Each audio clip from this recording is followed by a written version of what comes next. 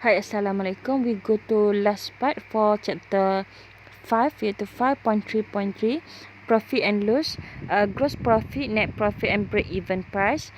Business incur operating expenses such as rent, commission, bonus, and the markup must be able to cover the operating expenses. Okay, so dalam perniagaan ada perbelanjaan operasi, iaitu melibatkan sewa, komisen, bonus dan sebagainya, dan di mana berapa kita naikkan harga mestilah mampu untuk cover perbelanjaan operasi. Itu kalau markup greater than operating expense. Kalau markup itu berapa kita naikkan harga adalah melebihi daripada perbelanjaan operasi, dan maksudnya kita dapat keuntungan. Tapi kalau kita menaikkan harga kurang daripada perbelanjaan operasi, itu harga modal dan kerugian berlaku. Okay, if the selling price just cover the cost and operating expenses, it does not make any profit or loss. This price is called break-even price. Okay, jika harga jualan hanya cover kos dan juga perbelanjaan operasi, bermaksud tiada keuntungan ataupun kerugian. Okay, so ini kita panggil sebagai break-even price. So break-even price adalah bila kita cover harga yang kita markup tu just boleh cover harga modal. Itu modal tu merujuk kepada harga kos dengan perbelanjaan operasi lah. So break-even price sama dengan kos tambah operating expenses, di mana break-even price short form dia adalah BP, cost C, operating expenses adalah OE. So break-even price is given by formula cost tambah OE. Okay, next one. So the markup equation become, okay, so from standard 1, selling price sama dengan cost tambah markup, harga jualan sama dengan harga asal barang, cost tambah dengan markup, berapa kita naikkan harga untuk dapatkan keuntungan. So untuk markup ni, untuk kita naikkan keuntungan, kita kena pastikan berapa keuntungan bersih yang kita nak dapat, tambah di mana harga kita naikkan harga juga mestilah boleh cover perbelanjaan operasi, iaitu perbelanjaan sampingan untuk dalam usaha kita untuk jual barang tu. Okay, so markup maksudnya markup sama dengan net profit tambah operating expenses. Okay. Okay, so selling price. Okay, break-even price tadi. Break-even price adalah di mana break-even price dia cuma cover kos harga asal barang tambah operating expenses. Untuk jual barang tu, katakan kita perlu sewa kedai, maksudnya kos-kos sampingan. So maksudnya dia merujuk kepada harga modal kan. So kalau break-even price, okay, SP tu merujuk kepada selling price. So here, kalau harga jualan melebihi daripada harga modal, bermaksud keuntungan didapati. Kalau selling price harga jualan kurang daripada harga modal, bermaksud kerugian berlaku. Okay, so kalau selling price pula harga jualan sama dengan harga modal, break-even price, bermaksud tidak ada keuntungan ataupun kerugian. Okay, so buat apalah jual sebenarnya kan? Pastikan kita nak modal lah. So maksudnya kita nak keuntungan. So kena pastikan harga jualan melebihi break-even price. Okay, to make sure the business does not make any profit or incur any loss, the markup just cover the operating expenses. Hence the maximum markdown is the highest markdown in selling price to make sure there is no loss incurred. Okay, so untuk pastikan perniagaan tidak hanya tidak kalau perniagaan yang tidak membawa keuntungan ataupun berlaku kerugian, so bermaksud harga yang kita naikkan hanya boleh cover operating expenses, itu harga modal saja. So the maximum markdown is the highest markdown in selling price to make sure there is no loss incurred. So paling maksimum markdown, paling maksimum kita boleh kurangkan harga, ataupun dengan kata lain, paling maksimum kita boleh bagi diskaun adalah kena pastikanlah kita tidak mendapat kerugian. Okay, so at least dia boleh cover cost dengan harga operating expense. So maximum percentage of markdown diberi oleh formula. Yang ni adalah soalan favorite lah. Kalau ditanya percentage of maximum markdown, guna formula percentage of markdown sama dengan selling price tolak break even price over selling price darab dengan 100. Okay, so kita cuba jawab example 37. Sulaiman bought a dining set for RM2,500. Operating expenses incur were 20% of the cost price. If the retailer made a 30% net profit based on cost, fine. Okay, so ingat, setiap kali jumpa soalan matematik, list dulu. So we have Sulaiman, dia beli dining set meja makan pada harga 2,500.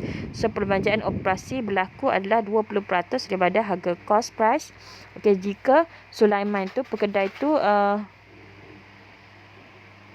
jika pekedai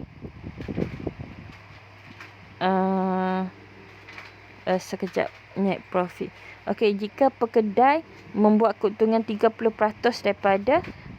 daripada cost, fine. Okay, so soalan number 1, dia mencari net profit. Net profit adalah daripada ayat ni, if the retailer made a 30% net profit. So maksudnya net profit adalah 30% based on cost, 30% daripada cost. So net profit sama dengan 30% daripada cost. So 30% 30 bagi 100 adalah 0.3. Cost pula dia beli pada harga, cost dia asalnya dia beli pada harga 2,500. So cost sama dengan darat dengan 2,500, dapat 750. Okey, number B, the gross profit. Gross profit ni keuntungan kasar. Ingat, gross profit sama dengan markup, berapa kita naikkan harga untuk dapatkan keuntungan, di mana keuntungan tu kita boleh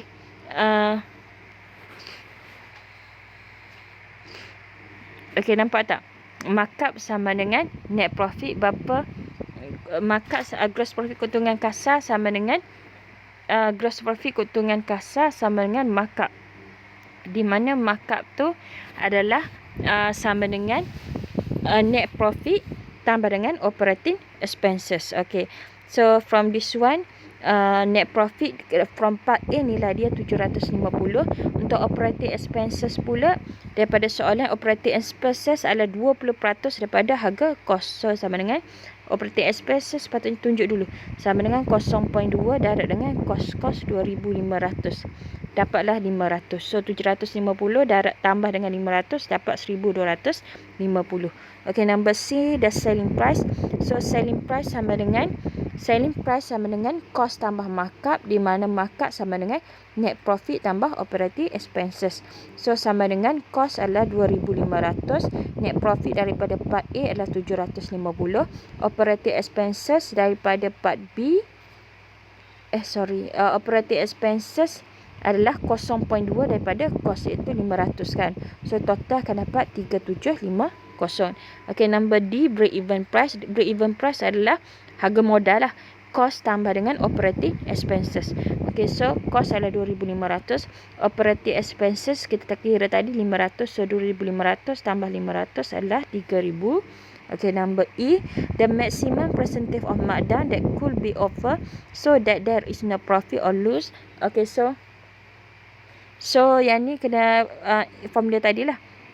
So percentage of markdown diberi oleh selling price tolak. Okay, kita follow yang ni lah. Kalau percentage of maximum markdown, berapa paling maksimal yang boleh kita bagi diskaun supaya tidak ada kerugian kepada penjual. Okay, so kena formula ni. So selling price tolak break even price over selling price. So gantilah. Ingat, markah untuk formula dulu. Kalau buat macam ni, maksudnya tak ada markah untuk formula. Okay, state dulu markah. So sepatutnya selling price minus break even price over selling price, di mana selling price kita dapat tadi sama dengan 3,750. Okay, ni adalah selling price 3,750, break even price 3,000 per selling price 3,750 darat 100 sama dengan 20%. Okay, number F. Okay, the net profit or loss if the selling price was 3,200. Okay, so dia tanya, adakah untung atau rugi jika dia jual pada harga 3,200.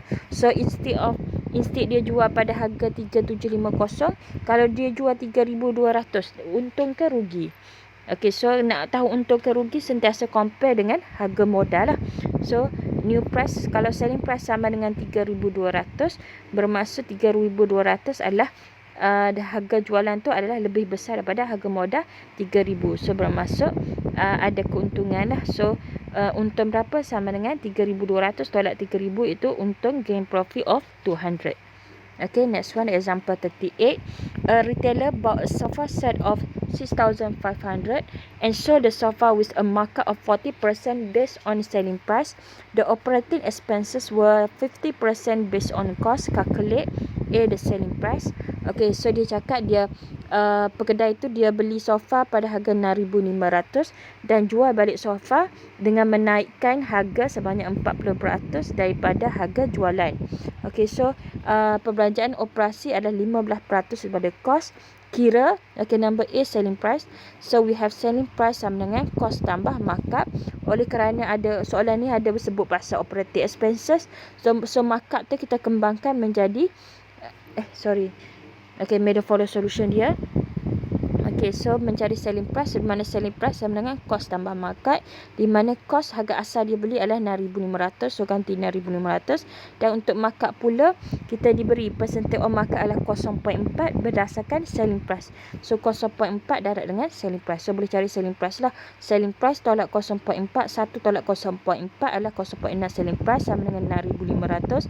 So selling price sama dengan 6,500 bagi 0.6 iaitu 10,833.33. Okay, the total net profit.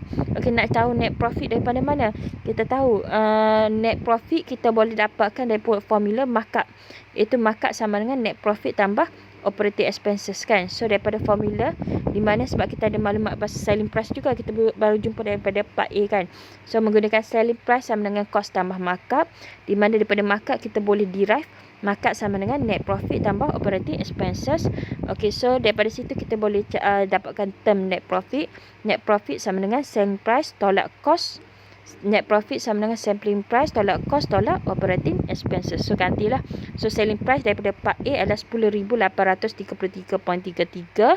Cost diberi 6,500 dan operating expenses adalah, ada tak dia bagi? The operating expenses were how much tu? 50% based on cost. So operating expenses adalah 15% daripada cost sama dengan 0.15 darab cost 6,500. So total lah calculate 10,833.33 tolak 6,500 tolak 0.15 darab 6,500. So dapatlah 33358.33. Okay, next one, example 39. Okay, ABC Stationery purchased 10 unit of machine at a total cost of 25,000. If the operating expenses is 30% of the cost and the net profit is 25% based on selling price, calculate. Okay, so ABC Stationery ni dia beli 10 unit mesin pada harga kos 25,000. So 25,000 tu adalah untuk 10 unit, bukan 1 unit. Okay, jika pembelanjaan operasi adalah 30% daripada harga kos and keuntungan yang didapati adalah 25% daripada harga jualan, calculate. Okay, madam go through solution lah. Mencari selling price. So kita tahu formula selling price. Selling price sama dengan cost tambah markup.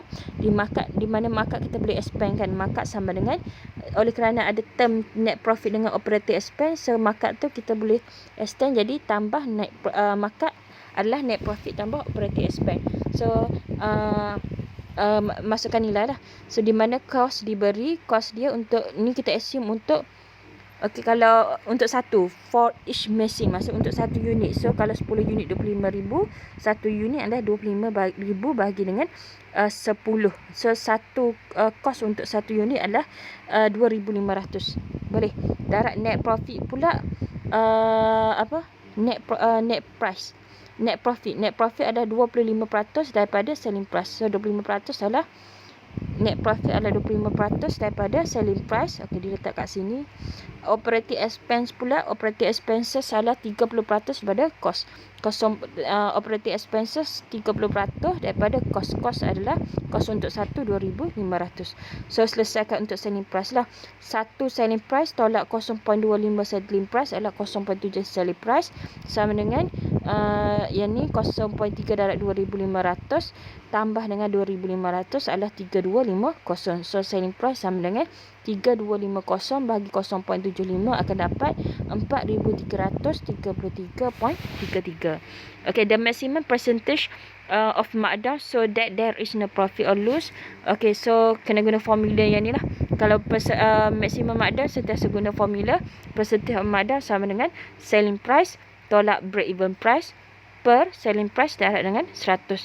Di mana selling price kita dapat tadi from part A 433.33 kan. Untuk break even price kena kira lah. Break even price adalah harga modal, itu cost tambah dengan operating expenses, di mana cost untuk satu unit adalah 2,500. Operating expenses adalah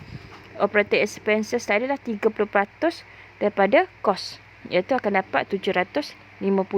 So total lah 2,500 tambah 750, 3,250. So again, percentage of markdown, berapa yang paling maksimum kita boleh bagi diskaun supaya tidak berlaku kerugian kepada penjual adalah selling price tolak break even price per selling price darab dengan 100. So guna calculator akan dapat 25%. Okay, so berakhirlah untuk chapter 5.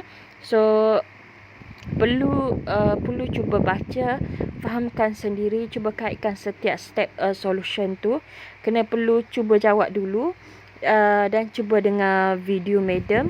Lepas tu perlu cuba buat exercise 5.3. Daripada situ barulah boleh cakap apa sebenarnya, kat mana sebenarnya yang tak faham. Okey, perlu ada tindakan dahulu.